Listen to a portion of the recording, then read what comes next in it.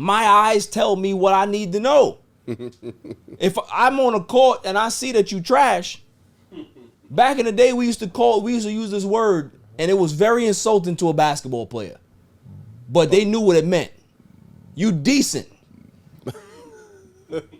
When you heard that, that was like somebody calling you rubbish. Right? Yeah, you decent. Yeah, all right. That's offensive. Dak Prescott is decent as a quarterback. Yo, Beth, that shit crazy.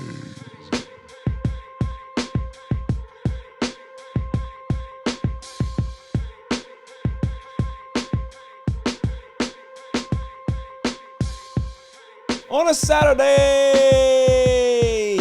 it's All Even with your boy Barry Grant. You can catch me on Instagram and Twitter at All Even Podcast. You can listen to the show on Megaphone as well as Apple Podcasts, Google Podcasts, Spotify. I'm all over the place, man. And trust me, go to YouTube, hit that subscribe button, like, share, and comment because the page is growing. Mr. Bank, oh, you had 2 weeks in a row. Listen, you replaced Claw this week. You're gonna have to say something to him, man. I don't know. Like you already know his PTO time is dwindling. You know what I mean? He not gonna get no Christmas bonus this year. Like it's looking bad for him. You know what I mean? But I appreciate you for coming through. Jimmy the super intern is not here. He's still licking his wounds from the assault that I gave him a few weeks ago. Shouts to Jimmy. Nicole on the ones and twos, the silent assassin is what I call her. What's going on?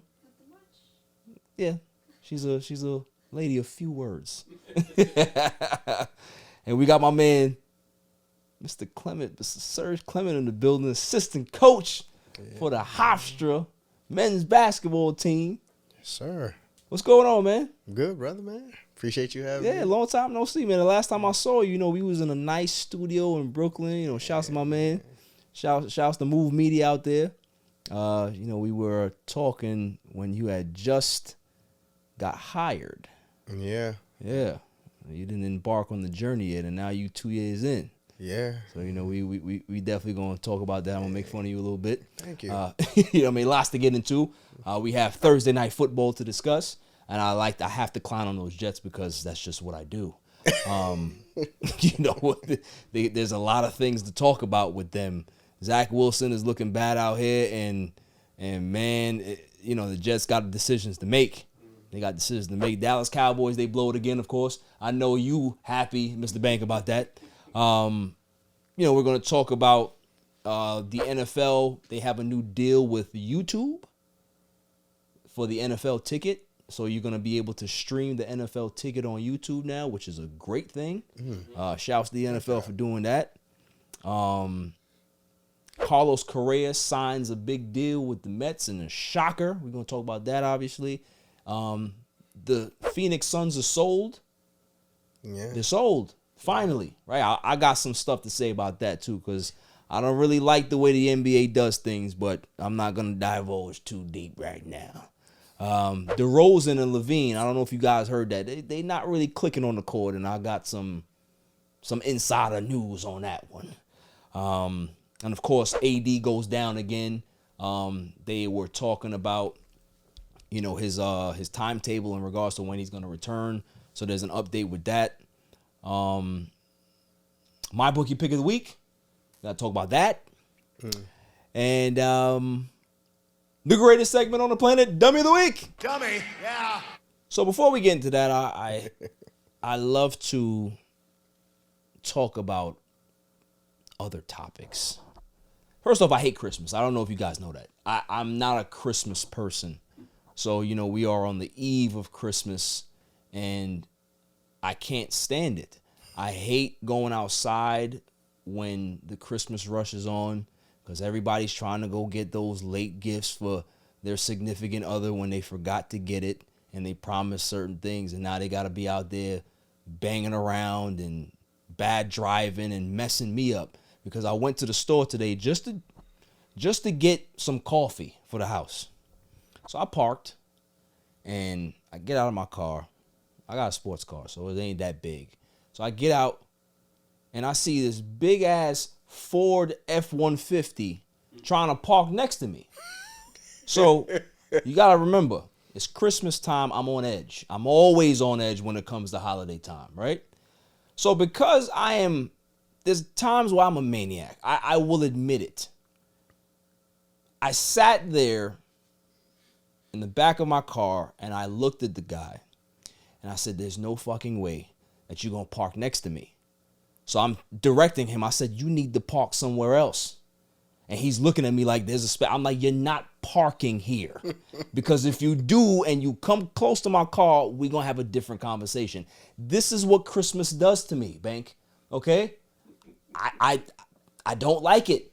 You know, Thanksgiving, I'm good. I'm a happy, jovial person. But when it comes to Christmas, just don't bother me. Don't send me out to do nothing. Just leave me alone. Leave me alone. You know what I'm saying? Serge, you like Christmas?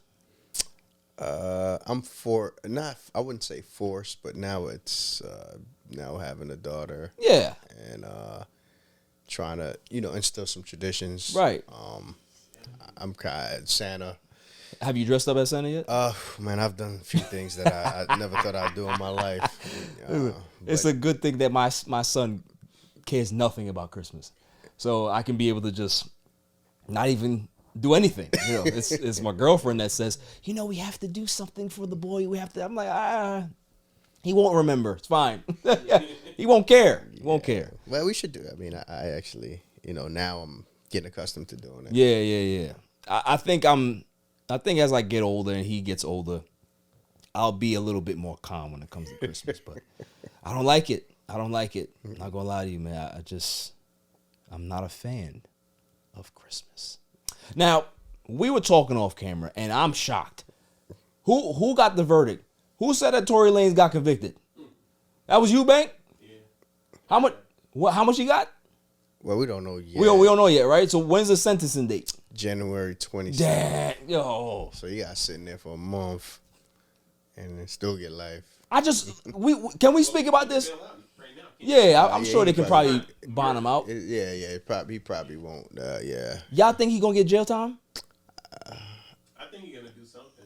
I think he'll do something. I think something's gonna get worked out with him this month. Oh man, but It's they gonna got be a no deal. evidence, fam. Like, how you gonna convict somebody you don't know who the shooter is? That's crazy. Yeah, it says the counts, all three counts. He got convicted of all three. That's said that's wild. 23 years. But I don't think he'll do 23 years. No There's way. No way. He'll get 7 to 10. Yeah, listen, there was a few days, like it was like day 5 of the trial. Megan was looking crazy. People were making fun of her. It was memes out. She was looking crazy, and that. Something happened. A deal got done somewhere. Favor got favored for a favor. Oh yeah. We already know how that works, man. The money machine. The money machine is behind her. They're not gonna let a superstar like that look crazy. Yeah, I remember they tried to come after OJ, but OJ was already retired. If OJ was still the juice man, they wasn't gonna touch him. Yeah. So we were shocked when he got off and he wasn't the juice man no more. You know what I'm saying? Because normally when you done, they come after you. Yeah. So listen, man, I hope that Tory Lanez doesn't really see much time, man, because I just think the whole situation is just unfortunate. You know what I'm saying? Like, Right. I think for him and her, they just never should have been together. You know what I mean? It should have never been a thing. He should have never been double dipping with the assistant, the friend and her. Yeah. You know what I'm saying? And then the whole Kylie Jenner, was it Kylie? You know, he got involved with her, and it's just like, yo, what type? He has some serious juice though. I ain't gonna hold you. What? When you young like that, and you just feeling yourself, like that's what happened. He was feeling himself, and now that karma hit him. It's messed up. So he may have to learn the hard way, but I'm hoping that it don't come to that. You know what I'm saying? Because that's unfortunate. Right. That's definitely unfortunate. For sure, man. Definitely unfortunate. But let's get into some good conversations. Mr. Clement, you are the assistant coach of the men's basketball, the Hofstra Pride. How do you feel 2 years in? You're doing a great job. Shouts to you. Shouts to Speedy. Shouts to the rest of the staff. Yeah. Are you Are you settled in yet? Do you have a routine? How is it? Things are pretty good, man. It's good when you're winning. Facts. It's always good when you're winning and being able to have a high caliber of talent, players that want to play for NBA coach or former NBA player who's now a coach. I just think that our talent and the group of guys that we have and the culture that we've built in terms of a pedigree of winning, and historically this program has always been good. Right. But now you just have an NBA pedigree now, which matters. I think that matters a lot. But things have been good. No complaints. Just want to get these guys better and get through the academic rigors. And now we're at the stage now where it's just basketball. Right. Because the guys went, the normal student body went home, and now we're just focusing on basketball. Definitely. You guys are 7-6. You just wrapped up non-conference, so conference play is about to start. Yeah. Like we were talking off camera, and you guys really put together a really challenging, tough schedule. Now, is that by design that you wanted to push these kids and see how far they can actually go? What is the strategy in regards to setting a non-conference? Does it depend on the personnel that you have? Like, if you know that you don't have the dogs, do you still want to schedule tough just to see what type of experience they can gain? Or would it be too much because if they do struggle, and then it's kind of like a snowball effect? Right. So, like, how is it to balance that out? Well, in a perfect world, we'd love it to be just about, scheduling, just solid teams where you can get wins and 50-50 games, quote unquote. Right. But unfortunately, when you're, when basketball is your premier sport and you have other obligations in terms of, helping other sports out. So what I mean by that is, sometimes you have to play money games, or where you have to schedule up, where you have to play like a St. Mary's in California, who's been historically good every year. Purdue, who is ranked number 1 in the country or number 2 in the country right now. Teams such as Atlantic 10 teams who are higher level than the CAA, quote unquote. So you got to play those teams, and they provide some money to the institution and balance. Yes, you're playing great competition, but you're not supposed to win. Right. But we win those games. Right. So it looks good on paper for us, and also in return, we're also helping out the institution and our program by bringing in some ends, bringing in some finance, because we rely on some of those checks that the institution's providing for us to, fund certain things in our program. Absolutely. And other programs at the Hofstra University campus, even the campus itself. Right. We some of that funds are allocated to other areas in the institution. So it's just helping, man. And we figured that basketball, being that it's the premier sport, that we can help others. Yeah, definitely, man. That's big in regards to getting those funds to be allocated throughout the institution. So, shouts to y'all to be able to survive non-conference, and you're looking towards conference play, and I think you guys are gonna do very well in conference play. Obviously it's conference play is always gonna be tough no matter what the competition is, because you know these teams, and you know these coaches, so it's the games are always intense. The games are always pretty neck and neck. You know what I mean? Yeah, so for sure. we'll definitely see. I gotta come down there and make some noise. Man, I've been waiting for I've been waiting for you to come down, man. Speedy gonna tell you, like, listen, man, that dude right there, you have to tell him to calm down. Yeah. He just a little too loud. I think he's got other guys, other people that are pretty loud in the back too. So that's what's up, man. That's what's up.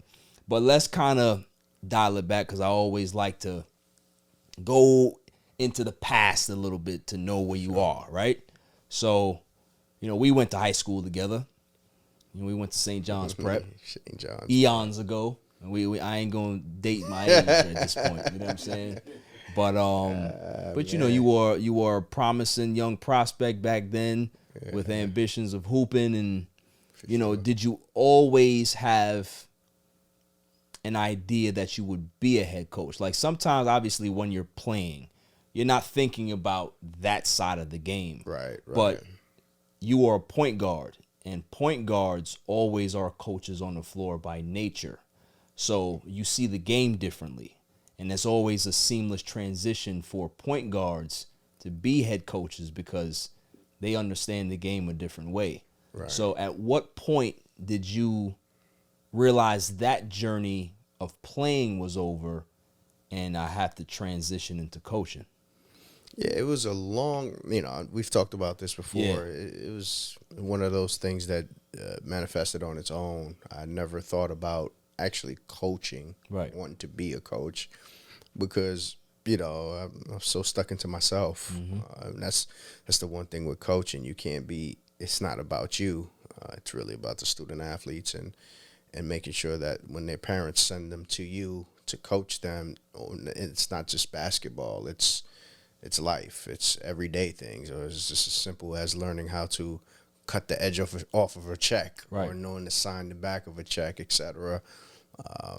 I say that because that's one of the memories that sticks with me with one of these young men that I coached years ago. Yeah. But it's just, I never thought that I would be a coach.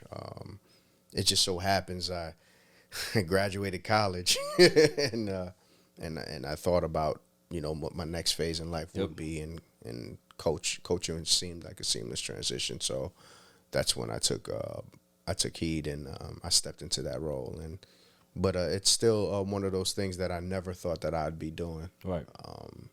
And now as I've gotten older and I'm in the profession now and I'm ingrained, so now I know it's all about helping these young student athletes, these young men, turn these young boys into men, right, ultimately.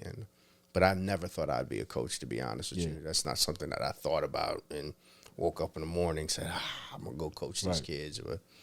But I think very few have that mindset, right? Like, sometimes, most of the time when you hear kids that they have a knack for coaching early on is because their parent was a coach at some level, right? So they had that knowledge and that information and they saw it firsthand. So that's what they gravitate to. It's like a child that sees their father or mother playing sports. They naturally gravitate to that sport and then they grow up with that. So, coaching for me, like I probably know maybe one person that actually always had a passion for coaching from jump. You know what I'm saying? So it's definitely one of those things where you kind of adapt over time. Yeah. And obviously at this point now you can't see yourself not being a coach. You know what I'm saying? That's how crazy it is. You know what I mean? You know what, man? Sometimes I dance in between, like, a coach or working in the NBA. Yeah. Something, not coaching anyway, but like being in the front office in the NBA and then coaching in college. And sometimes I dance in between. But ultimately, I like to teach. Yeah. So that's what the teaching part is what makes it fun to me. Like, you teaching, and then you get to see these young men grow. Yeah. Like, I don't mind repeating something. Right. And I feel as if once you repeat it and they don't adhere to the message right away, it's up to us as coaches to be creative enough Of how to deliver the message. how to deliver and convey that message to them. And I think that's the best part of coaching. Yeah. To me, because if you tell a kid and they just get it right away, you get the instant gratification. Yeah, but for me, it's always been about the challenge in coaching and taking that next step, because you don't grow unless you're challenged. That's facts. I like that. Now, are you one of those coaches, Serge, that are you on the court like Mike Brown and you super active? You gotta hustle back.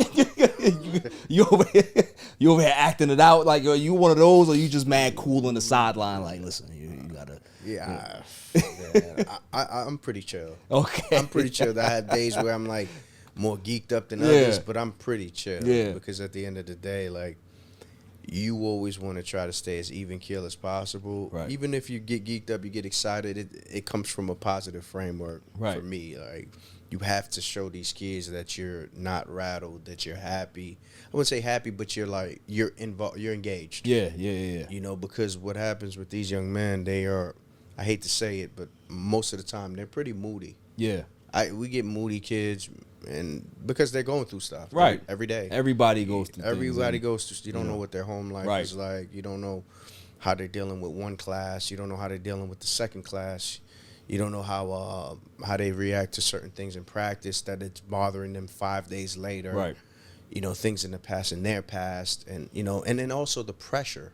Yes. Pressure of being successful, being a student athlete. being a student athlete, seeing social media and how it's the driving force right now to what success, what kids define as success today. Right. And so you don't know what they're going through. So as coaches, we have to try to be as positive, and we have to try to be as even keel every day, regardless of what we're going through in our own personal lives. Yeah. Nah, definitely, man. It's a struggle every day for those kids, I'm sure. It's a struggle for you guys to make sure that you're connecting with them, making sure that, you know, the message is not getting lost, because it's very easy for your message to get lost, because a lot of times, you know, kids will tune you out. And especially no matter if they're going through something, if they're struggling, if they don't agree, if they're getting enough playing time, like, is that something that's also a challenge too? Is it like trying to get through to certain kids and coaching them a certain way than you coach others, because of, you know, everybody can't play, obviously. Right. You know what I mean? And everybody came there with the opportunity to play. Is that like one of the toughest conversations you have to have with a kid, like knowing that he's not going to be in the rotation, Right. but to stay focused? You know what I'm saying? Yeah, it's that can be challenging in every aspect. Right. You know, but as assistants, our job is to continue to reinforce program philosophies, and as a head coach, it's impossible for you to have a grip on every single minute detail that every kid's going through. So as a head coach, it's best that you have great assistants or good assistants that can bridge the gap for you.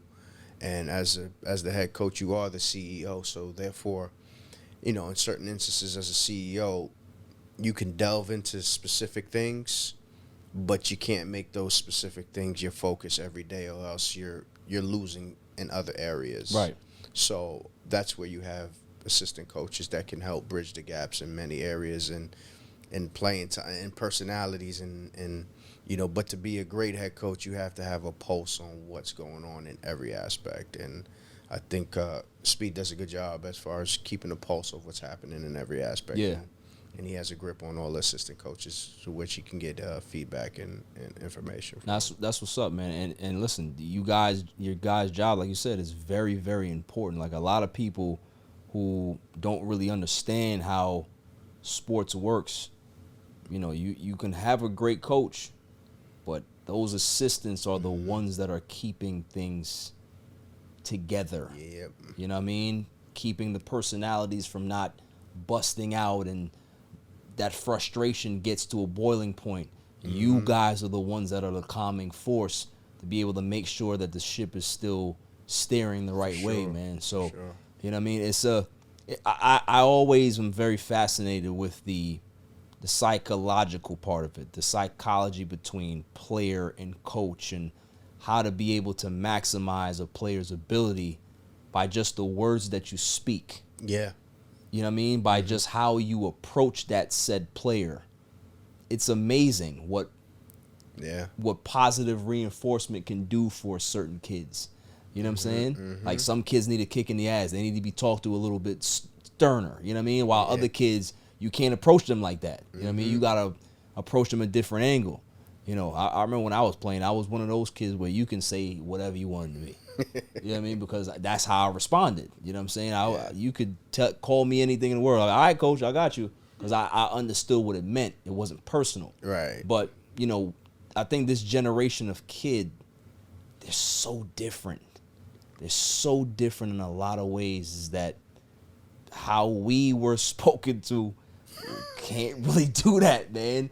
You know, you really have to approach them differently because of how they see the game and how they were taught the game. And, how they were spoken to. So, those things are, it's really touch and go, man. So, shouts out to you and all the other assistants and Speed. It's dope. It's challenging. Yeah. But, the one thing that we try to do as a staff is, I like to call it facts over feelings. So a lot of the times when kids are not doing, these student athletes are not doing what they're supposed to do, it's usually seen on the film. So, and in numbers. So a lot of it is numbers, film, and then obviously a feel. So, and a lot of the times when you put those things together and you put the culmination together, then those become factual. So then you got to separate that from your feelings. So so it's usually facts over your feelings, and that's where these guys need to develop that and understanding, because they all quote unquote want to be pros, but the professional game is a lot more volatile than college. Absolutely. And a lot more cutthroat. They'll smile in your face and cut you the next 5 minutes later. So they need to understand that we're actually doing them a favor. We're actually sheltering them for the most part, but what we try to do is be factual more than anything, and not put so much feelings into it so much. Just let them know, boom. And then if we need to massage them in terms of their feelings, but we're coming from a place of love. Yeah. That's respect, man. Coming up after the break, I want to ask you about how the NIL situation is working out and what your thoughts are on that. 2 years removed now. We spoke about it last time. Yeah. After the break. Yo, it's your man DJ G Money from that Flip the Script podcast. You see it? We in the studio right now. Flip, shut up. Yeah. Oh, listen. Shout out to the All Even podcast. My man Barry Grant Jr. What's up, man? What happened? What you want to say to the people? Shout out somebody else's podcast? Yeah, my nigga the joint. What's up? All Even? All Even podcast. Yo, it ain't even up here, boy. We put this, yo, what's up, man? All Even. Yo, oh my God. What's up with you, man? Now that's a shout out. You keeping this? Yeah, keep all that. You want to jump All on the Even camera? podcast, right? Yeah, All Shout out Even. to All Even podcast, right? All Even? That's your man? My man. All right, shout out to All Even podcast. 100%. He cool. Is he cool? Let me see. Is he cool? G. What is it, G? Oh. Shout out, G. Oh. He cool, man. Welcome back, y'all. So, we were talking about the dynamics between coach and player before, but I definitely wanted to ask you about the NIL dynamic. You're 2 years in now. I remember we had our discussion before. The NIL law had just got passed.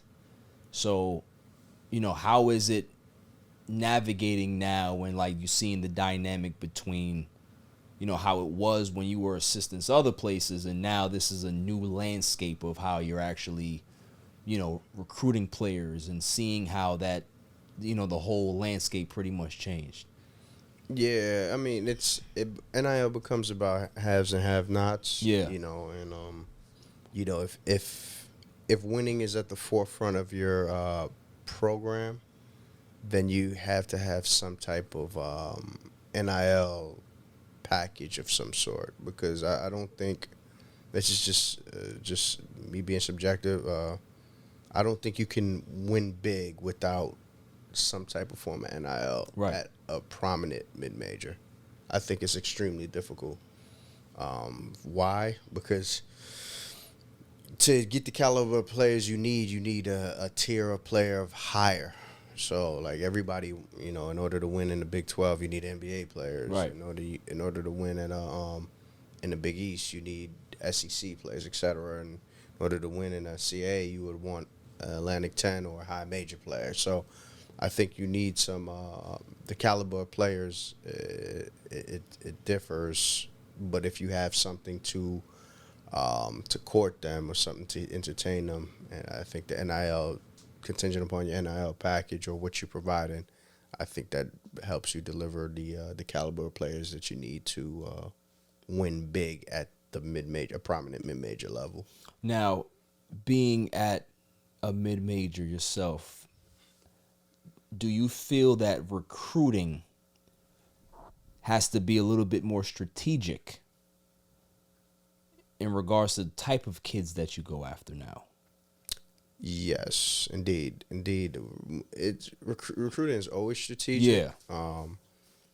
But when you look at the transfer portal, kids are going into the transfer portal, but it's not all glitz and glamour. They're transferring problems as well. Right, so, exactly. I think you really have to do your due diligence as it relates to the character, why they're leaving, where the character in terms of who they are as people, how would they fit your culture, and a lot of that stuff it has to be done relatively quick, because now it's like a crab. It's like you're just grabbing the best thing. Like if you're bidding on kids, basically that's what you're doing in the portal. Like, okay, he's coming on this visit. All right, I'm going to try to get him the next day. I want to try to get him the next day. All right, he needs to commit here. If he doesn't commit, I got this kid coming up the next day. It's like it's picking, and you can pick the wrong batch. Right. And that's where you have to be cognizant of what kind of kid you're getting and who can help your program, because not all transfers are what built the same. The same. Yeah. You could have a kid that averaged 2.5 points, but if you did your due diligence and watched his minutes, if he averages 3.5, 4 points, but plays 25 minutes a game, you got to see how he, how he interacts, how he helps the team. You got to watch him. You got to be real strategic on how he can fit that piece or that puzzle. See if those 24, 25 minutes were productive minutes, although he might not be scoring. How are you affecting the game defensively, or you great help defender, certain things like that. So, there's a lot that goes into it, definitely. Mm-hmm. But now with the society that we're in, is everyone is looking at numbers and how, he only had this or he only had that. So that's where a lot of things could get lost in translation for a lot of programs, but not with us. Definitely. We do, all assistant coaches, including the head coach, we're real diligent in making sure that despite the numbers from elsewhere, that they're productive to some shape or form, because you can't all be stars. No, we all got to play a role, man. All got to play a role, and that's where a lot of programs, or other programs, I would say a lot of other programs might fall short. So. Facts. No, I agree with that. We all definitely got to play a role. Like Bank is my bodyguard, so I can be able to go out there and talk crazy when I want to. Too, exactly. I could be able to just go out there and just say whatever I want, and then look behind me, and there's a 6'5" guy behind you. So that matters. Yeah, what I'm saying? What now? Nicole, silent assassin. She's a knee breaker. So I could be able to say a whole bunch of stuff, and I know that I got the knee breaker behind me. So I can be myself. You know what I mean? I don't have to do anything. We all play a role. You know what I'm saying? For sure. And my team plays their role. I love them. For sure. Nah, but for real though, it's definitely for y'all. I want to say this, that for mid majors, for low majors, you guys have always had to do more to be competitive, right? Yeah. And I think personally that the NIL, it just tips the scales way in another direction. Like, it was already a challenge to be able to compete with these high majors.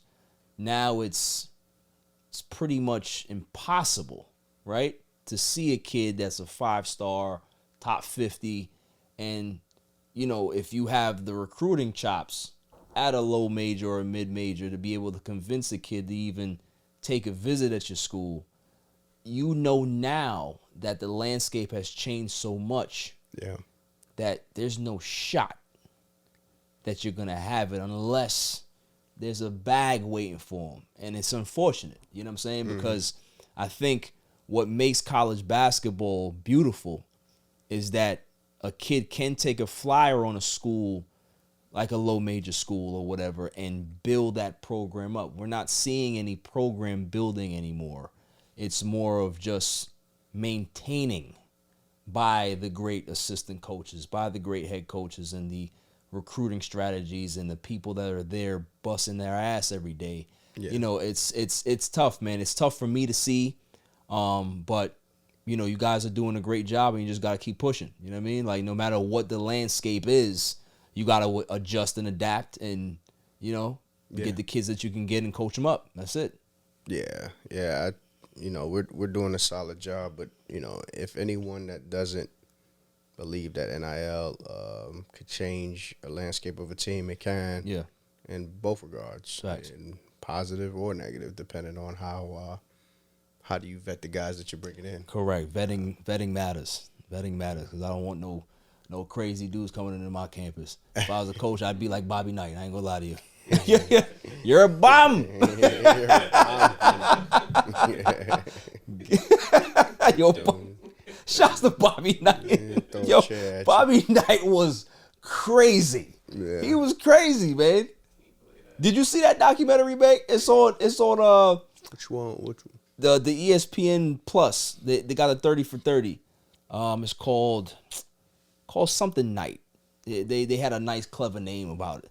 But yo, they went into, his coaching career, and remember when he had the issues at Indiana and Texas Tech with the kids, he was roughing the kids up, and they went into detail about that.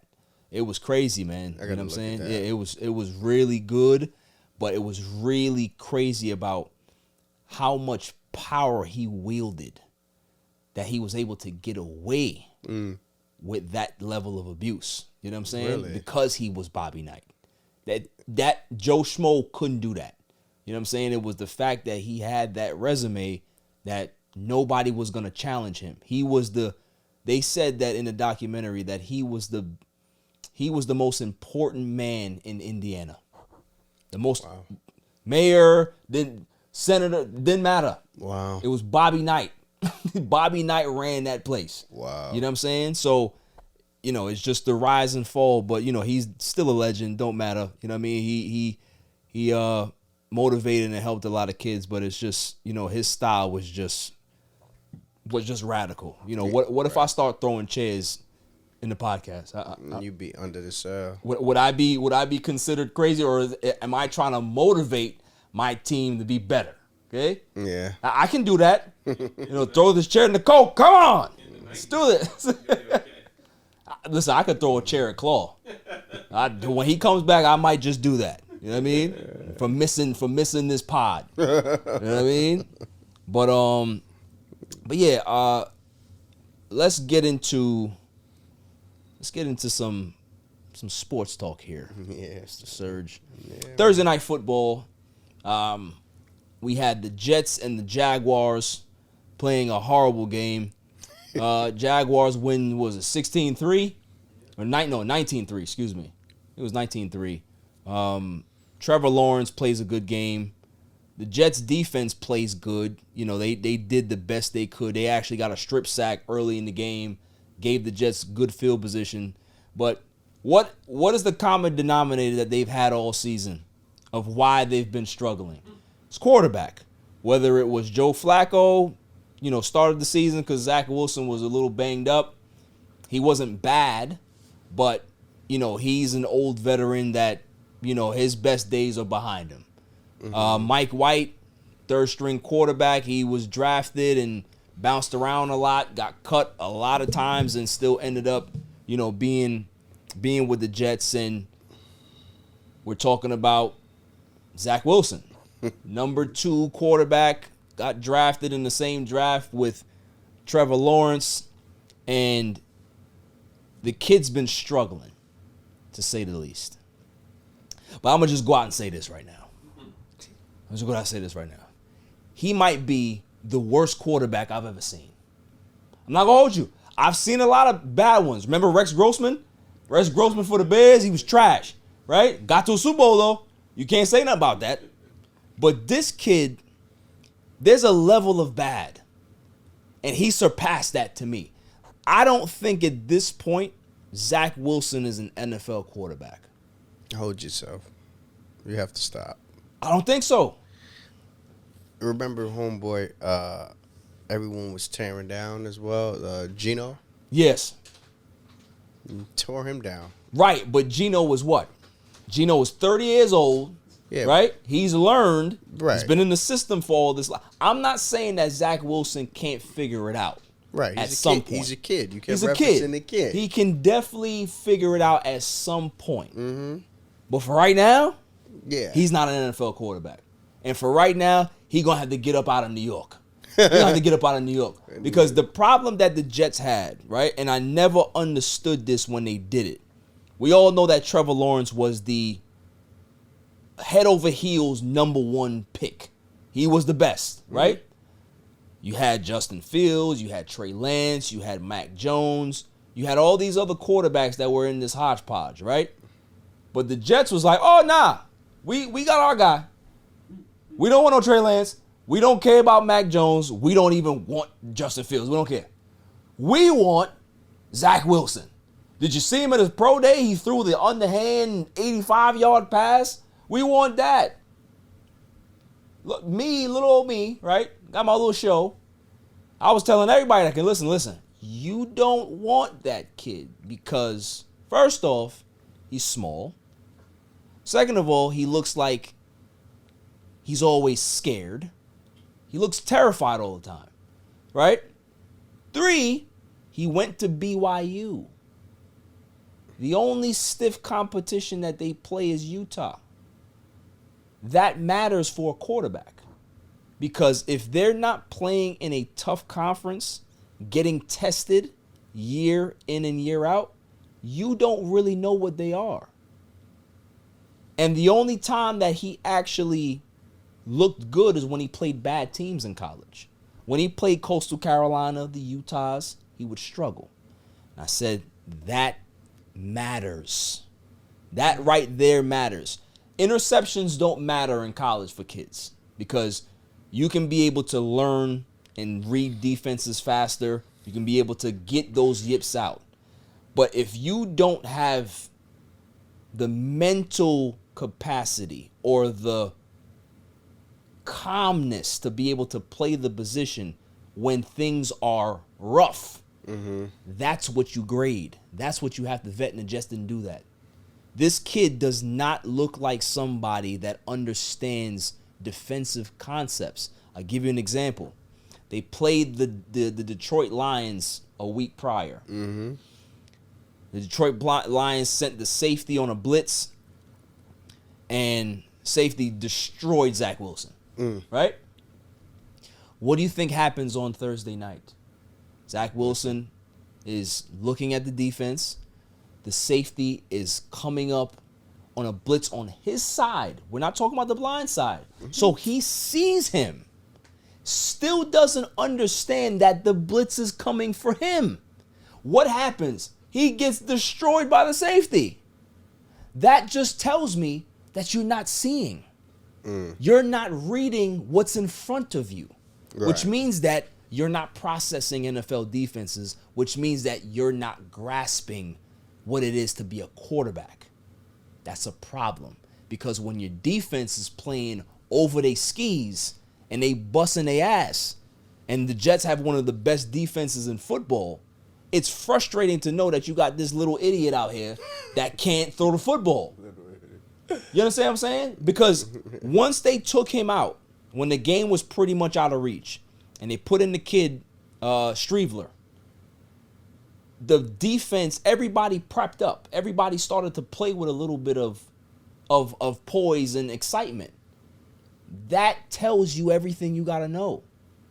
That when a backup quarterback can get the team hyped, that when Mike White, when he was playing, they had shirts made for him.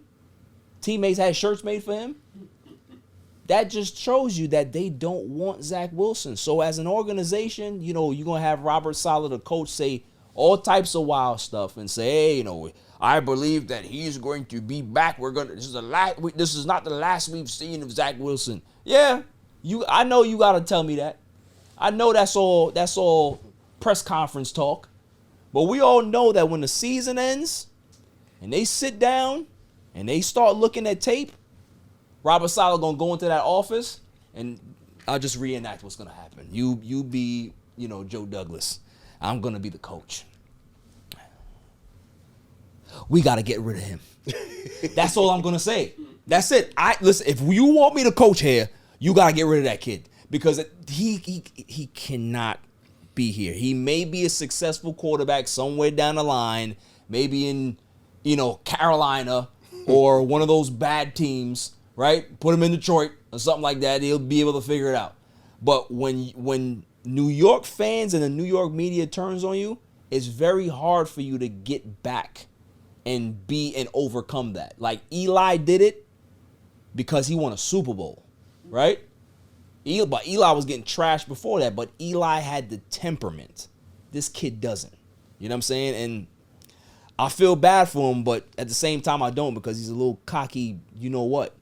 And he has to get better. He has to fix himself. What are your thoughts on that? Yeah, I'm just listening to you talk about it. Is he that cocky? Yeah. You can tell when it's oozing out of you. Like you don't even have to say anything. Maybe I need but to watch it's just the way he carries himself. You understand what I'm saying, Bank? Like you see it. The press conference said it all. Well, the press conference that he had a few weeks ago when he got benched, you know, the reporters asked him, you know, the defense played so well. Do you feel like as an offense you let the defense down? He's just like, no. Mind you, they were trash. And that's the quarterback. That's the quarterback saying that. So if you say that, you must think that you are untouchable to the point where they're not going to bench me. I can say what I want. Okay. Mike White, suit up. Exactly. Mike White. Mike White. I've been on that all season, but you know, I don't want to be the guy to say he's not going to be able to figure it out. He's, like you said, Serge, he's too young to write him off. But I think the Jets and Zach Wilson need to separate, and they need to go their separate ways, and he needs to go somewhere where he can develop without pressure. Because when you're the number 2 pick in the league. Oh, he's the number 2. Yeah. Yeah. Overall, like that's the pressure. The only reason why he's still getting played is because he's the number 2 pick and they got money invested into him. Yeah. You know, you benching a kid and you giving up on a number 2 pick as a franchise, Sure. you're admitting loss. Yeah. You're admitting that your front office got it wrong. And no front office wants to admit that. Yeah. You know what I'm saying? Because it makes you look incompetent. And for them to be able to have 2 straight number 2 pick quarterbacks flame out, that looks bad on the organization. Yeah. It does. So, you know, I feel for him, but at the end of the day, you a grown ass man and you in New York, and that's what comes with it. You're in New York, right? That's the key. You should have reached out to, called Eli Manning and said, look, bro, how do we do this? Yeah, you know what I'm saying? Because as a quarterback, they always tell you as a quarterback, you always talk up your teammates, and everything is your fault. That's the way quarterbacks are brought. Yeah, everything is your fault. You talk up your teammates. Yeah. So yeah, I feel for him, but then I don't feel for him. I don't care. I'm not a Jets fan anymore. I turned my card in 6 years ago. I don't care. I am a turncoat. Everybody knows that, right? I'm not going back. I'm just saying I left for certain reasons. It's like when you're in a bad marriage, right? You're in a bad marriage and you don't feel like you should stay. You're going to leave. Right. You know what I mean? I left. I had to protect myself and protect my mental health. Okay, being a Jets fan, I had to leave. I had to leave and be a Cowboys fan. That's what I did. I don't care.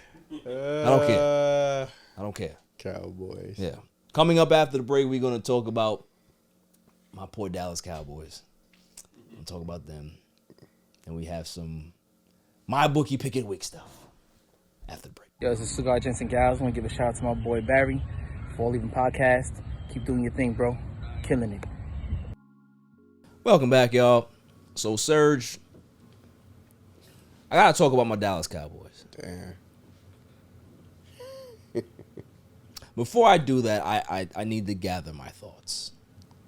Because I went through ebb and flow of emotion on Sunday. They were up 27-10. And, you know, at that point, you know, I'm high-fiving my 5-year-old.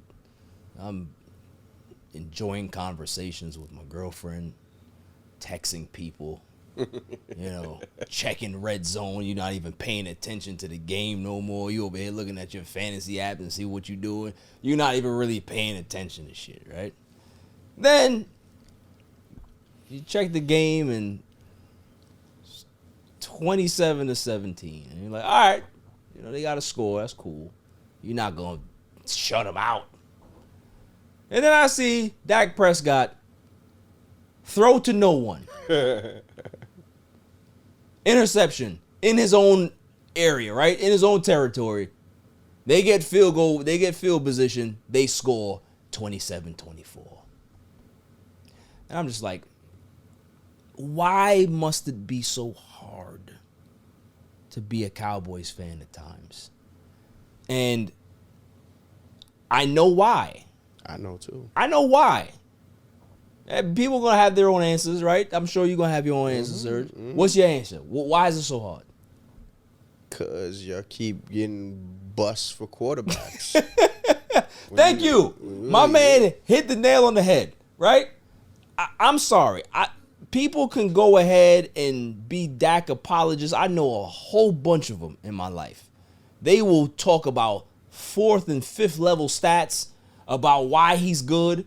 And I'm old school. My eyes tell me what I need to know. If I'm on a court and I see that you trash, back in the day we used to use this word, and it was very insulting to a basketball player. But they knew what it meant. You decent.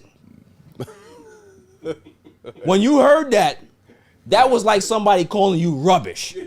Right? Yeah, you decent. Yeah, all right. That's offensive. Dak Prescott is decent as a quarterback. Okay. Decent. Right. He ain't bad and he ain't good. So was Tony Romo. Facts. And I give Romo a little higher grade than him. I would.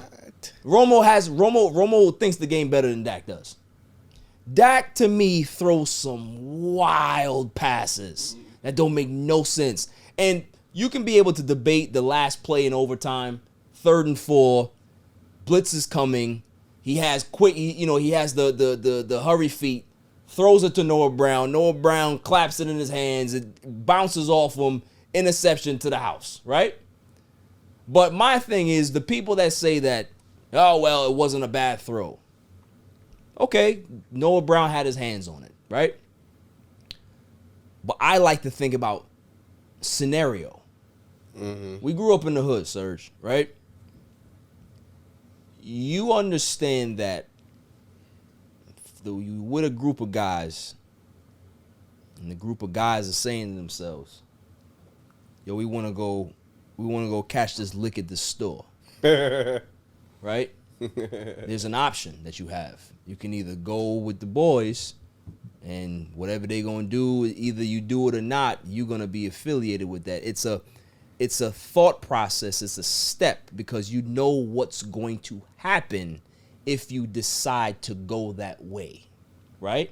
Or you can go the other way. Correct. And not go with them. I bring that up because Dak Prescott threw a football in enemy territory to Noah Brown when there were 3 Jaguars around him. Now, the way I look at things is that if Noah Brown catches the ball, great. You have a first down, right? Yeah. But if Noah Brown doesn't catch that ball and it gets off his hand, it bounces off something, the throw was just a little off, right. You have 3 Jaguars around there. So what you think is going to happen? It's going to get picked off. It's a high probability that pass is going the other way. Right. So why throw it in the first place? IQ matters. So that's why, for me, Dallas Cowboys this weekend going against the Eagles, I don't care if Jalen Hurts ain't playing. They got Gardner Minshew in there. I got the Cowboys losing. They're going to lose. I got no more faith in Cowboys. I don't want to hear nothing about them being Super Bowl contenders. I don't want to hear nothing about Micah Parsons being a defender. I don't want to hear nothing. I want to hear nothing. Because every season they do this to me. We get hyped. Cowboy fans feel good about themselves. And then people start embarrassing us later. I'm tired of it. I'm tired of it. So, what are your thoughts about the Cowboys? Like you said, trash quarterback. Do you think they got a shot? Tell you the truth, I'm not even a Cowboy fan. Why should you be? You see how miserable I am right now? Yeah, why should you be? But I don't think they always disappoint me. Yeah. That's why I don't. put a lot of stake in him, man. Yeah. Sorry. It's fine. It's fine. I don't blame you. He's a 49ers fan, so of course he's reveling in this. You know, Mr. Bank. They're pretty good. Yeah, they're all right. They're all right. I'd rather have Brock Purdy than Dak Prescott. I'll tell you that right now. I'd rather have Brock Purdy looks like a quarterback. Did he sign his contract? Yeah, he's a was he a 7th-round pick? No, Dak. Oh yeah, Dak got paid. He got paid? He got paid a couple seasons ago. He making $40+ million. Trash. Is he really? Yeah. Trash. Gabish. And it's somebody that most people are gonna say, Dak's a good person. His story's great. I'm not talking about the man's story. He has a great story. Sad story, overcome a lot of stuff. I just want to talk about what he does on the field. Right. That's all I care about. Like every time you criticize somebody for their play, they always think that it's about personal. I don't care about personal. I don't know the man. All I see is on Sunday, he looks like hot garbage. That's all I see. So that's what I'm speaking about. Yeah, man, right? I got you. That's all. I understand. You know what I mean? If you was playing like Tom Brady out there, I'd give you praise. I ain't got no reason to hate Dak Prescott. I want him to do well. But if he's rubbish, I got to call it like I said. Rubbish. He's decent. That's what he is. He's decent. He's decent. Moving on. The NFL has partnered with YouTube, and they have an agreement in place where they're going to start streaming the NFL Sunday Ticket on YouTube. This is beautiful. For people like me that have never owned NFL Ticket in my life because I never had no Dish Network or whatever, Dish TV? Bang, what's it called? Dish Network? Yeah, never had no Dish Network growing up. Well, we ain't had that type of luxury. Yeah. You know what I mean? We ain't had that type of luxury for somebody to jump on the roof and put a satellite up there. We didn't know that. I remember when I first seen solar panels for the first time. I'm like, what is that? Yeah. Like people got windows on they like, what are we doing? You know what I mean? Skylights, the whole roof is skylight. It's crazy. So panoramic skylight. That's what we doing. You know what I mean? You knew what I was talking about, Serge. You know what I mean? Like you see that. Listen, I remember driving past, the rich areas, right? And I would always say to myself, when I get rich, I just want a trampoline so my kids can bounce on it, because all the rich white people had it.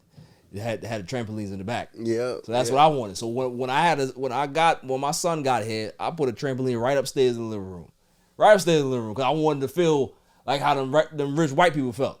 Felt good. Mm-hmm. Felt good to see a kid just bouncing up there with no rhyme or reason. He's just bouncing. You know what I mean? So moving on. This is a good thing for the NFL.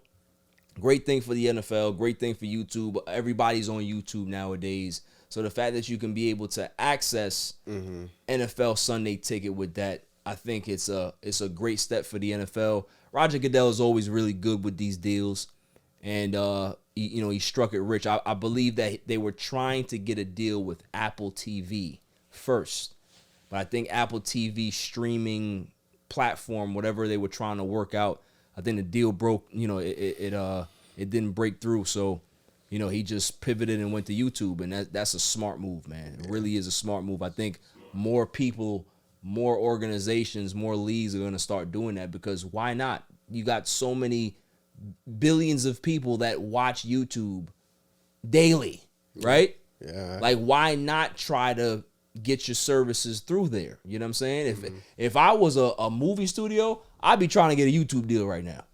Yeah. I would, because you have so many eyes on your product. So, Yeah. What are your thoughts about that? Yeah, I mean, I think regardless of whether it's Apple or YouTube TV, I think that was a genius move. Yeah.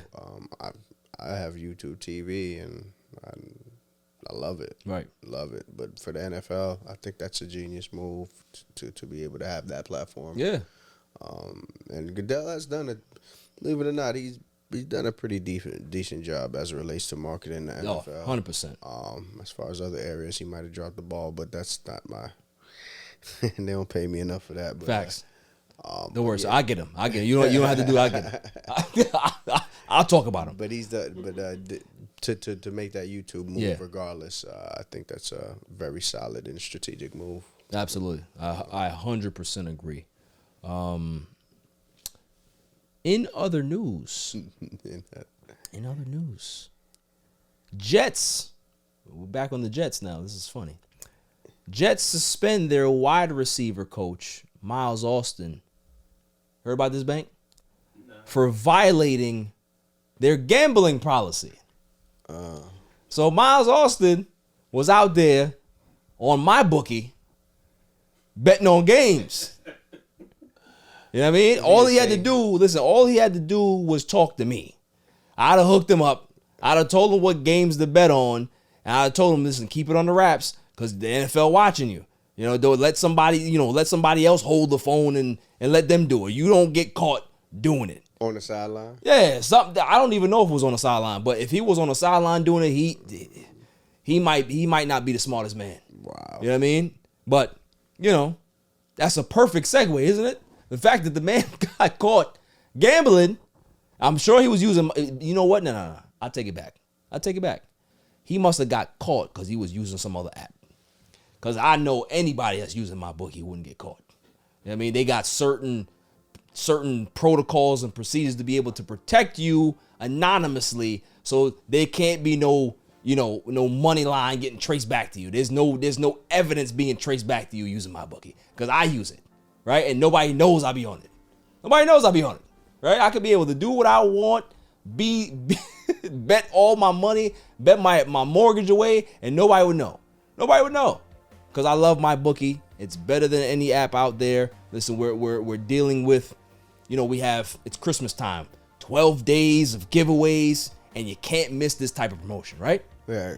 So now through January 1st, you can bring in the new year right with giveaways. Use my promo code EVEN.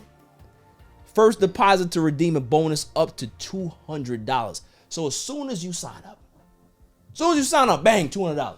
Why wouldn't you take it? That's free. That's money. Yeah. I don't understand how people just don't understand. Listen, even if you don't gamble, just take the $200 and maybe you hit a nice bet, right? Mm-hmm. That's what I'm saying. Nicole's on it, and if she's not on it, we're gonna have problems. Serge, are you on it? No, I'm not. You need to get on it. Okay, you need to get on MyBookie. And the reason why my intern is not here is that I assaulted him. I don't want to have to do that to my friends.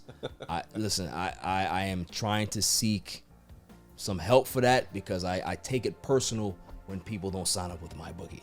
So listen, use my promo code EVEN. Yeah. You'll be able to get that bonus up to $200. It's free money.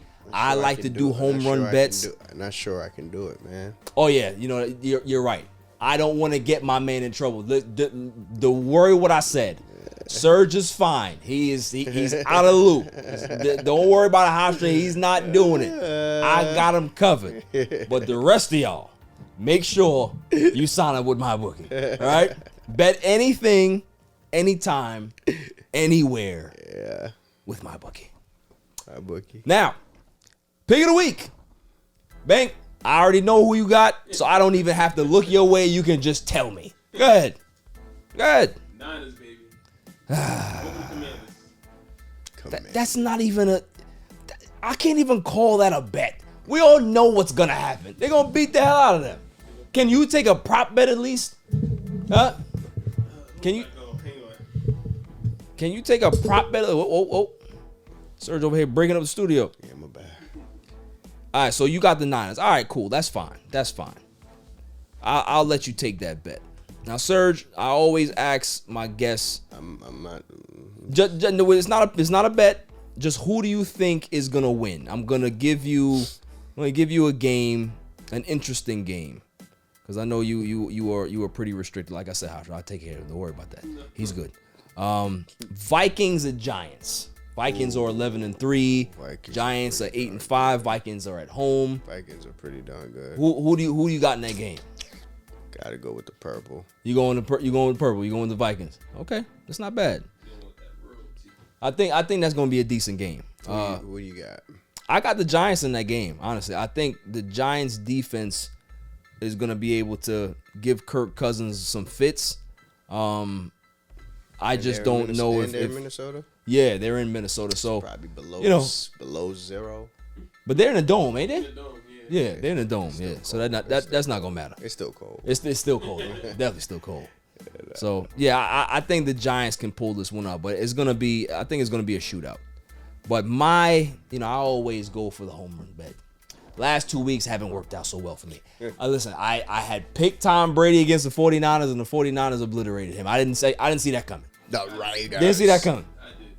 I know you did. Okay. Then I bet the Bears to beat the Eagles last week. I was very close. So, my pick of the week. The Raiders. My pick of the week. Let me see. I want a good one. Because I take care of my people. I make sure that I take care of my people. Okay, I got it here. Pick of the week. I got the Green Bay Packers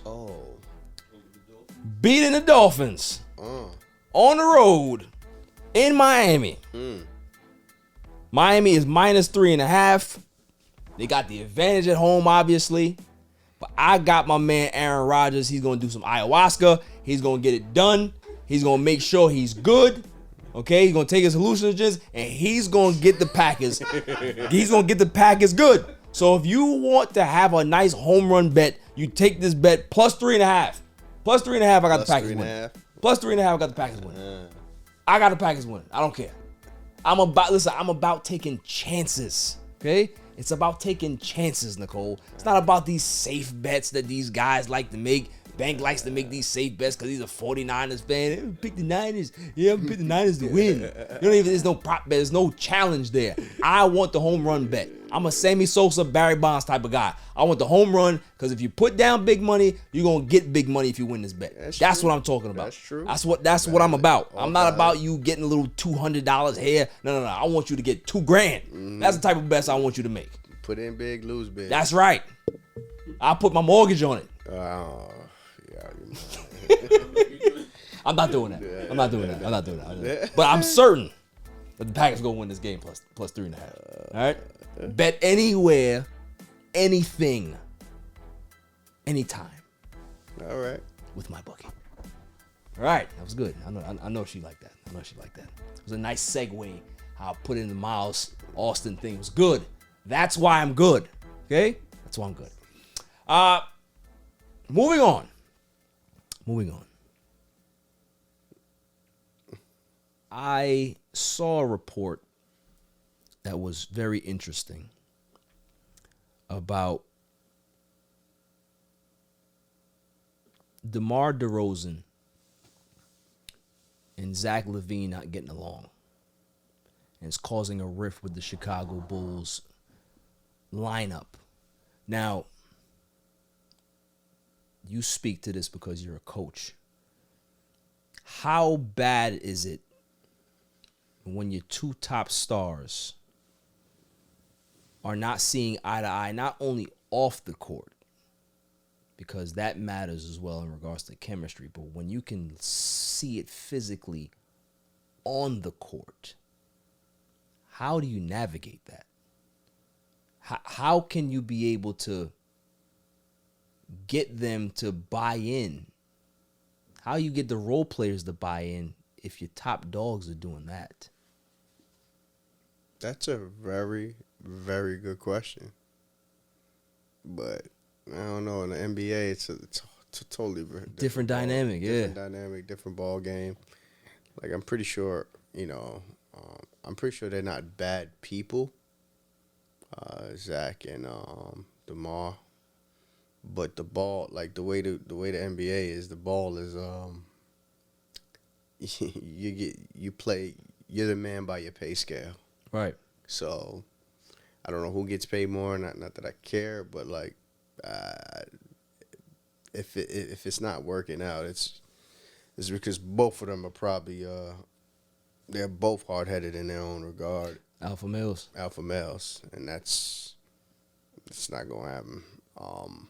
I mean, the dynamic with the Golden State Warriors worked out for so long because Steph, you could call Steph an alpha if you want, but like being an alpha, you gotta be willing to follow as well. Right, and he does that. And he does that. So going back to DeMar and Zach, I don't think neither of them are willing to follow. And I think Zach is a strong personality. I think DeMar is more. I think he's more malleable in regards to a team concept because he's been there. He's been in Toronto. He's been in San Antonio and saw how that structure works in regards to teams. Zach LaVine, it's always been a one-man show for him. Right. You know what I mean? Like, his talent, his dunking ability, the fact that he was able to transition and become a great scorer as well as a good knockdown shooter. Right. He's more singular focused, and for Billy Donovan, it's a challenge. It really is a tough challenge for him, and I don't envy him. I don't envy him to be able to try to galvanize that team, especially when you have role players and young players that look up to guys like this, and seeing how they move. That creates bad habits.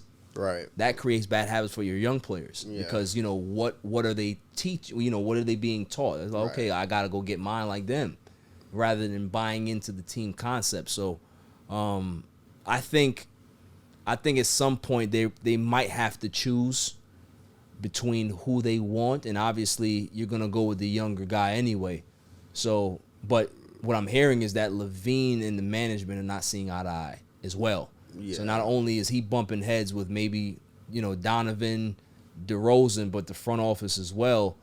And with a talent like that, he'll be he's not going anywhere. Yeah. He's not going anywhere. I think if anything, DeMar will be expendable because he's I'm pretty sure they got him on a decline and almost an inspiring contract. Yeah, because he has signed that contract. Yeah, so he's off the books in about another year or two anyway. Something like that, yeah. Yeah, so I think he's gone. But DeMar's, he needs the ball, though. Yes. DeMar's, like,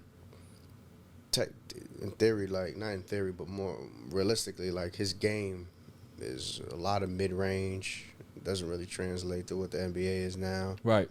A lot of ISO. He's really not translating. I think he's gonna get traded. Yeah, I think they're just gonna get him off the books to an expiring contract. I ain't gonna lie. I would love him on the Lakers. I would. Well, he's from there, right? Yeah, he's from Compton. He's from Compton. So is LaVine's from LA. LaVine's from Los Angeles too? Yeah. It's funny. I coached him. Did you? Yeah, when he was at the Reebok All-American camp when he was in junior in high school. Did you see the talent back then? Oh, yeah. Yeah? Yeah, he had that. He had like a 40-something, like a 46-inch vert in high school. That's crazy. Like, he was off the chart. He floats, bro. Yeah. He floats. The talent is oozing. He just couldn't shoot. Yeah. But now he's getting a little bit old. He's, what, 20? Yeah, he's no, he's way older than that now. Yeah, he's closer to 30 than the other way. I think he might be maybe 27. It took him a while to catch on, but he always had that talent. Right. And now he's just maturing a little bit. Yeah, now he's talented, man. The problem that he faces getting older is the injury bug. He's been hurt a lot, and we've seen with other players that some players get bad luck and some players just have bad genetics. There's nothing really that you can do with that. If your ligaments and your joints are susceptible to injury, soft tissue injuries, there's no workout you can do for that. You know what I mean? Out of your control. So, for him, I really want to see how he ends up progressing at the later stage of his career because, if he continues to be off injured, it's going to be an issue. Yeah. And a big contract like that, it's going to be an albatross and a handicap for any team going forward. So for right now, he's good, but let's see if he can be able to kind of get rid of that injury bug. Yeah, but man, I actually like his game. Yeah, but I just want to give a shout out to my man Markelle Fultz, man. I mean, a lot of people ride him out, but I still think he's pretty darn good. No, he's a bad boy. He's a bad boy. He's pretty darn good. He's a bad boy. Coming up after the break, I want to talk about the Phoenix Suns being sold. And I got a serious take about the NBA of what I'm seeing. It's not just the NBA, it's in sports, period, that I don't like after the break.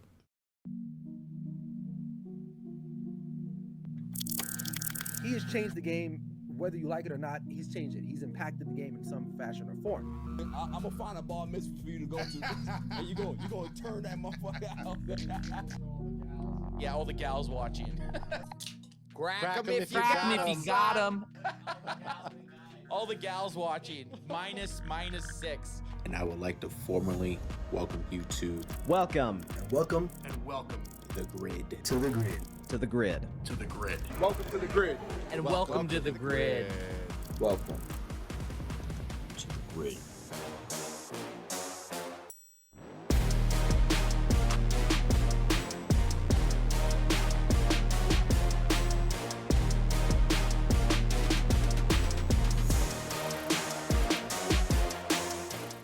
Welcome back, y'all. And before we went to break, I was talking about how I don't like what I'm seeing in sports in regards to ownership, in regards to the transfer of ownership in the NBA.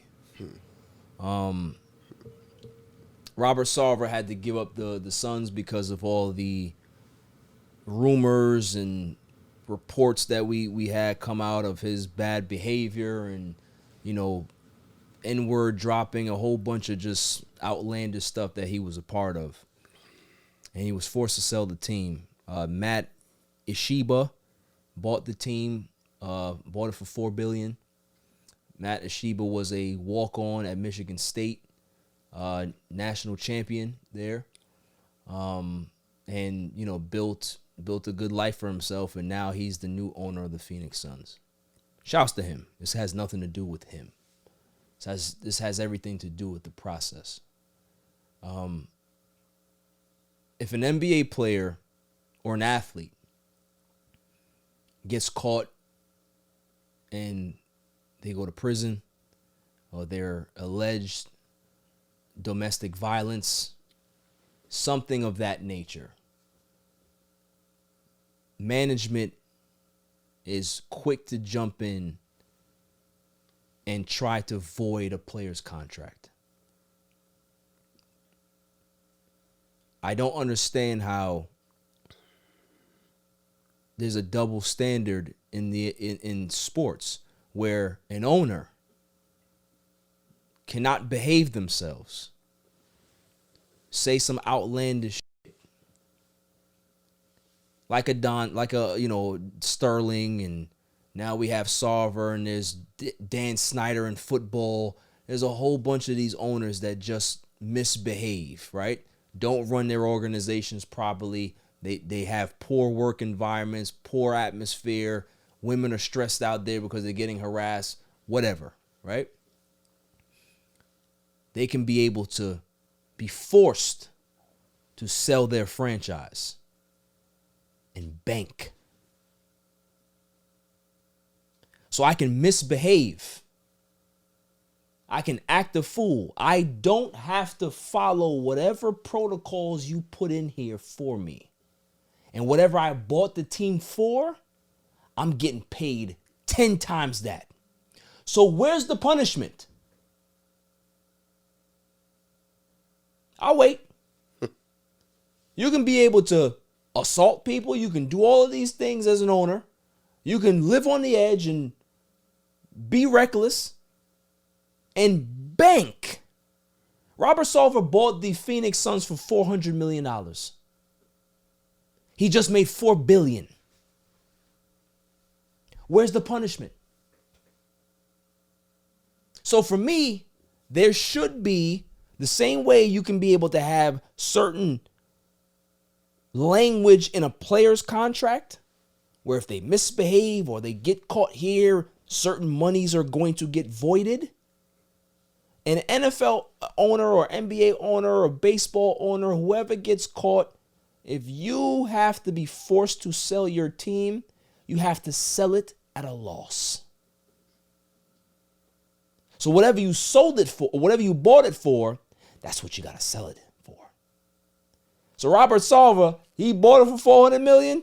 You're going to have to sell it for $400 million. It's basically like when you're in a house and everything is good. Anything is good. You lose your job. Money's not coming in. You can't pay your mortgage no more. Government doesn't have any sympathy for you. They're going to come in and foreclose your house, right? But what happens to that foreclosed house? It goes into a foreclosure sale. And they sell it for cheap because all they want is their money back. They don't care about what it sells for. They just want their recoup. Right? So that's how the NBA and that's how sports should be. If you're an owner and you misbehave and you selling a team is a detriment, it is supposed to be a punishment. There's no way you can be able to bank like that. Thoughts? So he made 400. He sold it for 400 million. No, he bought it for 400 mil. 400 mil. And he sold it for $4 billion.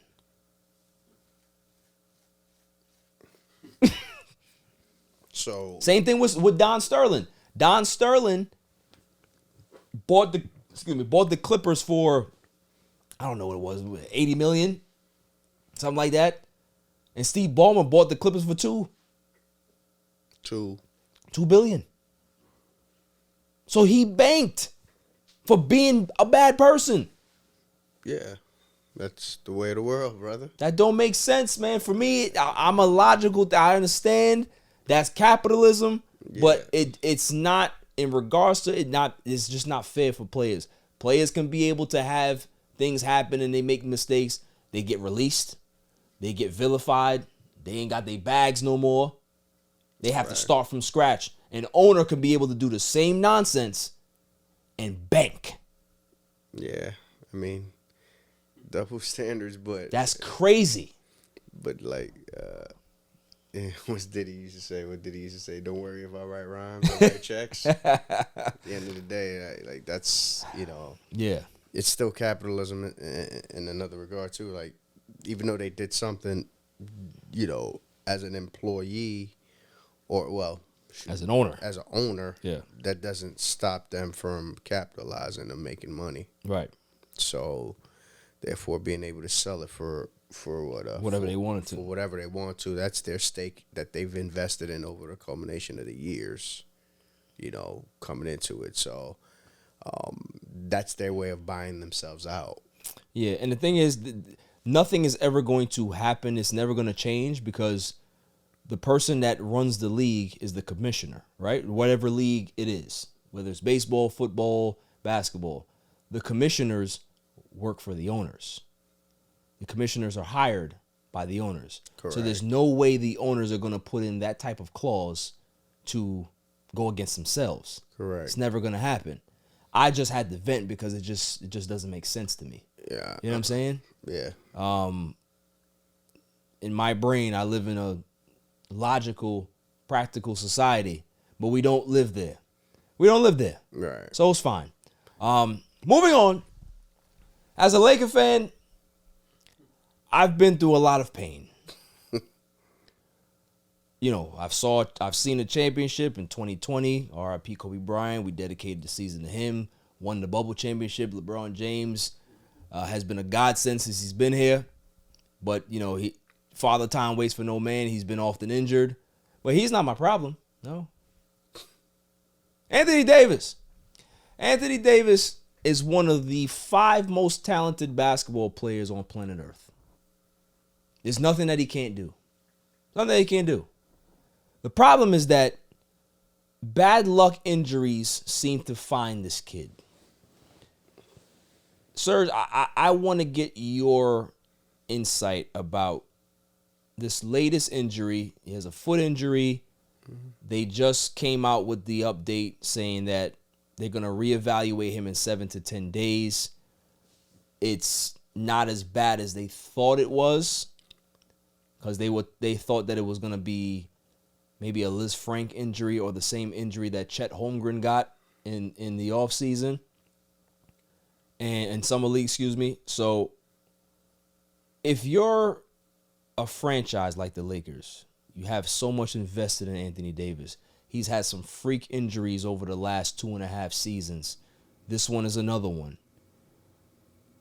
How confident are you in that he can stay healthy enough to help you compete? And do you think that they may have to pull the plug on him at some point? Well, you were definitely right about AD being like a top 5 talent. Yeah. But, one thing I'll say with LeBron James, he's put in, almost $3 million into his body. Every year. Every year. Yep. And I hate questioning players, but I think there's a certain level of commitment that you got to have. And me personally, I think the franchise has put in a lot into AD, but how much is AD putting into himself? Yeah. Because, injuries are inevitable, but working out and preparing and spending money on your body is more or less for precautionary. Yeah. So I'm not sure he's putting in that work.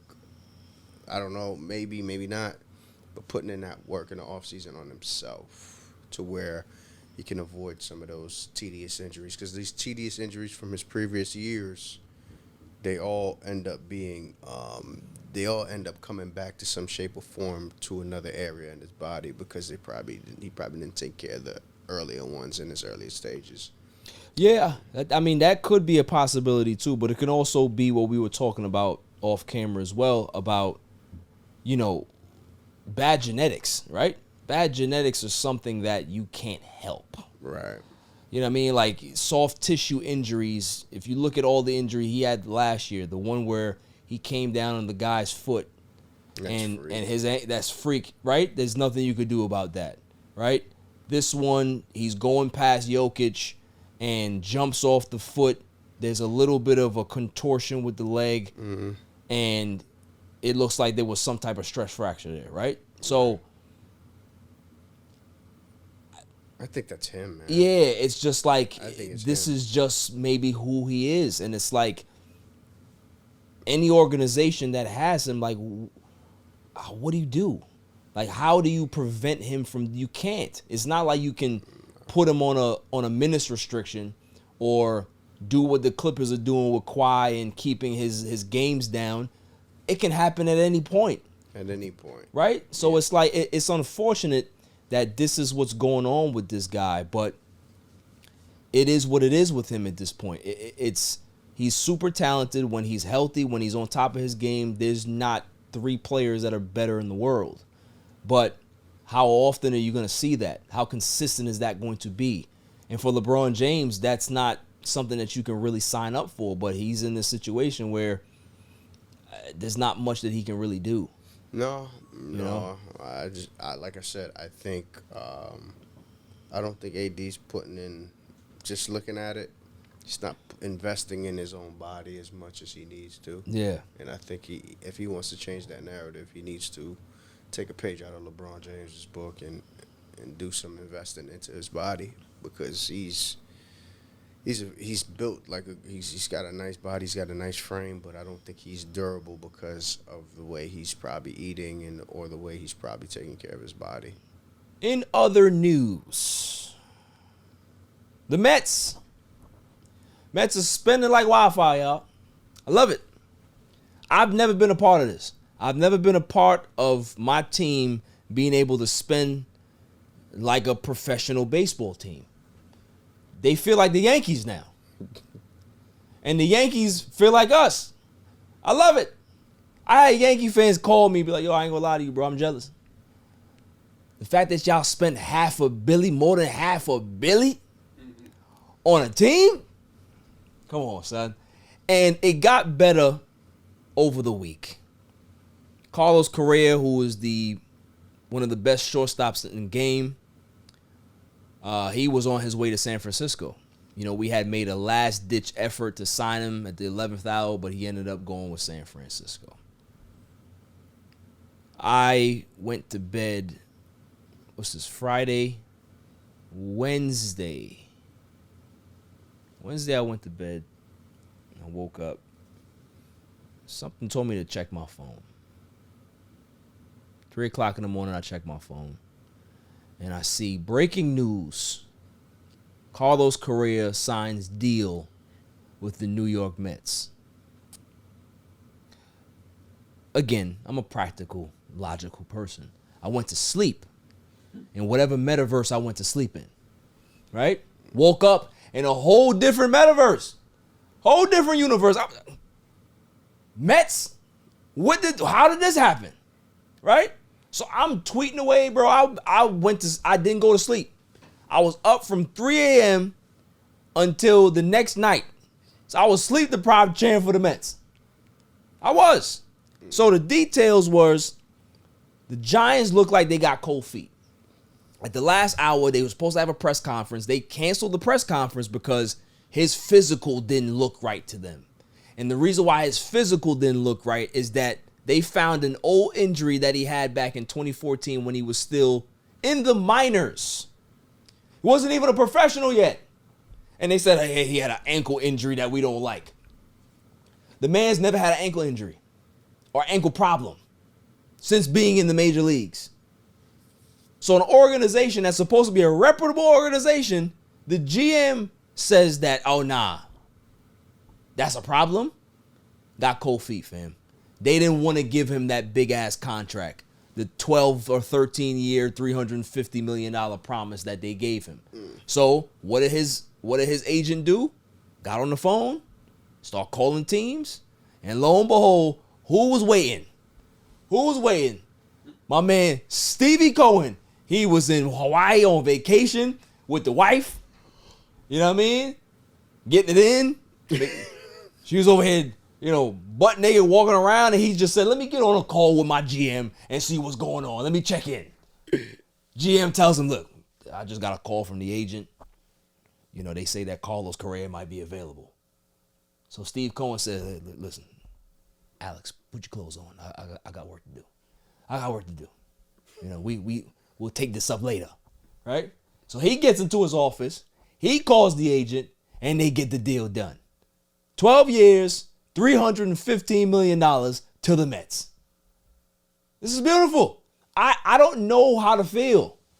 As a Mets fan, my whole life, we've operated like a small market team. They'd spend $50 million. You know why? Because the Will Promise is broke.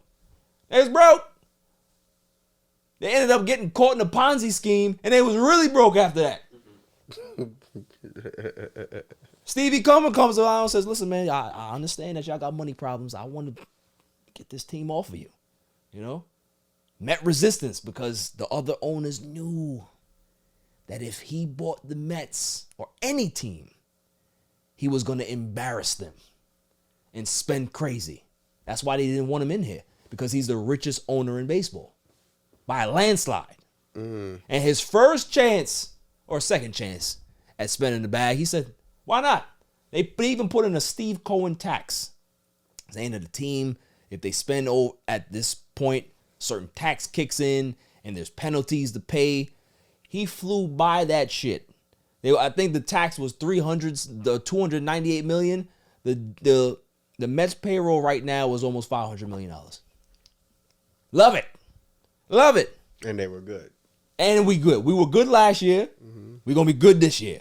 So Stevie Cohen, you my man. Definitely you my man. I love what's going on. I love to see Yankee fans miserable. I enjoy it. I know you probably don't follow baseball that much, Serge, but it's a beautiful time to be a New York baseball fan right now. Because the Yankees are all right, Mets are all right. I follow a little bit. Yeah. Yeah, they both went to the end. They will soon. I would love to see a Mets-Yankees World Series. Oh, that was lit. Yeah. We only got it once. We got it 22 years ago. That was lit. We was in high school. Yeah. Yeah. That was so lit. Yeah. So I would love to see that again, because we need one. I've already told people if the Mets win a World Series, I have bail money stashed away. So whoever needs to get that money, there will be a letter, there will be instructions about how to go about getting me out. Because at that point, I'm gonna just tell the cops, look, Mets won the World Series, you can't tell me nothing. There's nothing I can't do today if it's not no real violent crime. I'm not going there, but I turn a police call over. I do it. I do something. Because I gotta celebrate. I don't care. Stevie Cohen gonna put that battery in my back to do that. Funny. Now, last segment of the show. You ready, Nicole? You ready, Mr. Bank? You ready, Serge? Yeah. The greatest segment on the planet, Dummy of the Week. Dummy, yeah. I always ask every week, Serge. I go around the room and I ask who your Dummy of the Week is. Now, doesn't have to necessarily be in sports for my people that are in the room. So, I'll ask Mr. Bank. You have one this week? Because you didn't have one last week. I mean, what y'all going off of last week was like, I didn't realize we can choose anything. Yeah. I would choose.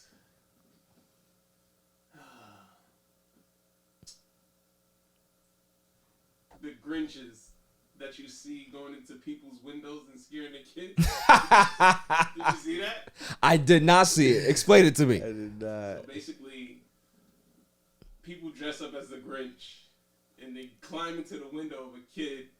Oh, scare the kids that's to let them know. Crazy. I'm like, yo, that's crazy. Yo, like, somebody get shot, bro. No, but they're traumatizing the kids. Yeah. Like, to the point where it's like, they're like pulling the gifts from under the tree. It's crazy. Yo, that's funny. It's funny, but it's like, yo. I ain't gonna lie to you. I would dress up as the Grinch and do that. Because I hate Christmas. I would do that. Yeah, there's nothing like traumatizing a little child for me. That's good.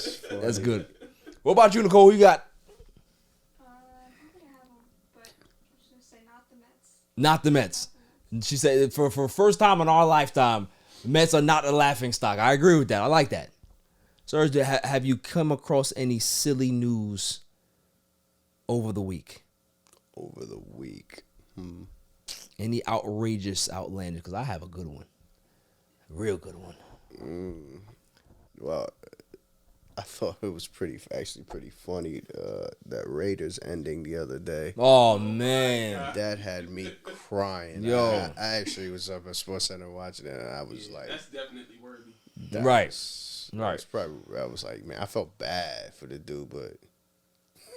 like, ridiculous. He just threw it up in the air like it was Pee-wee. Like, what are you doing, Ramondre? What are you doing? Facts. I know, but he took it like a G, though, and he tried to justify and explain. Facts. And he took it, but it's pretty bad. I have a good one, and it might be a breaker for me. This might make me laugh where I might not be able to get through the segment. May I have the drum roll, please? And the winner for Dummy of the Week, that lady at the Patriots-Raiders game that was yelling at that Patriots fan. She is my dummy. Yeah. Because, all right, I understand fans can be able to get excited. You're excited for your team. You're hyped. But what was she saying to this dude? Yo, we had a game. This was the man's first game with his father, right? His first experience. And the first time you go to a game, you got some Karen screaming in your face. I'm talking about in his face. Yeah, I saw that. And the part that bothers me is that the husband is there and he not doing nothing. I ain't gonna lie to you. Where I'm from, there's certain things, then there's certain boundaries that you just don't cross. Yep. And a lot of times, we would make the decision to say, all right, well, if the husband's over there and she's over here and she's in my face and I give her a Wayne Gretzky elbow right now, that's not my fault. That's your fault. Because you should be over here in between her and me. Right? Mm-hmm. No, we didn't get that. He was just over there, honey, please. So we already know who wears the pants in the family, right? We already know that he's the one that bends over when they want to have a good time, right? So that to me is it's crazy. But they made it right. I think the Patriots are gonna do something for the guy or something like that, and they're gonna make it whole. So I appreciate that, right? But what type of a Karen you gotta be to go that far? Yeah. That's wild. Like, you're not tough. And you could tell that he was just like, baby Jesus, please give me the strength to just not body slam her and throw her down these steps. You know what I'm saying? Yeah. That's what he was saying to himself, because that's what I would be saying to myself. Yeah. He saw the cameras. Yeah, he saw the cameras. Like, all right, cool. If I knock this lady out, this is going to go from me being a victim to me being public enemy number one, right? Because not only is she a lady, but she's a white lady, right? So that matters. That matters. That matters. But wait! If you thought it was done, here comes a new challenger. There's somebody else that has also won Dummy of the Week. Dummy, yeah. Do you know who it is? We all seen greatness on display. We see Lionel Messi in Argentina win the World Cup. This guy is the greatest football player ever, right? Accomplished everything. Best player awards, most goals, all that crap, right? So they're celebrating and they're having a good time and being the best in the world. And who's the first person they see when they get the trophy? Salt Bae. I want to know who co-signed that. How is he the first person on the field and he's touching the trophy? It's not like he's just there taking pictures. Nah, he got the trophy in his hand. So if y'all seen the footage, he goes up to Lionel Messi, puts his hand on his shoulder. Messi turns around and gives him the, I don't know you.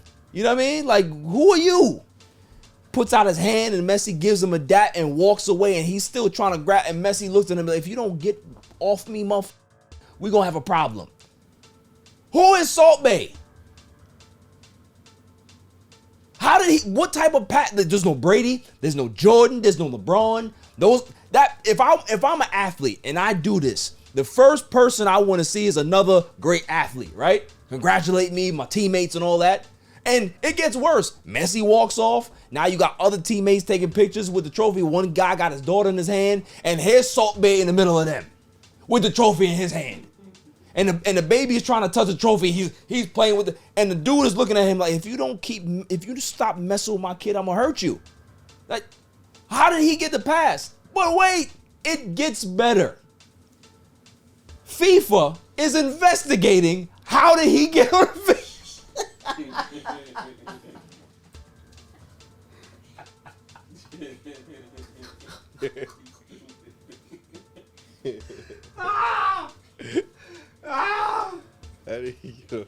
Yo, they investigate how he got in the field because they probably went to they press passes and they were like, yo, who gave out this press pass?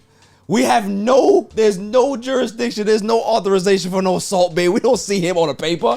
Where is he at? Who gave it to him? I ain't seen nobody else there but Salt Bae. This important, global, great game, and Salt Bae is the representative to go meet Messi? That's what we doing?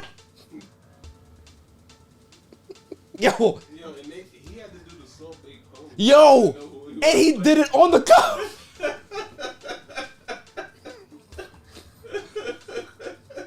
On the trophy he was doing it. Yo! Sprinklers. Help me. Oh.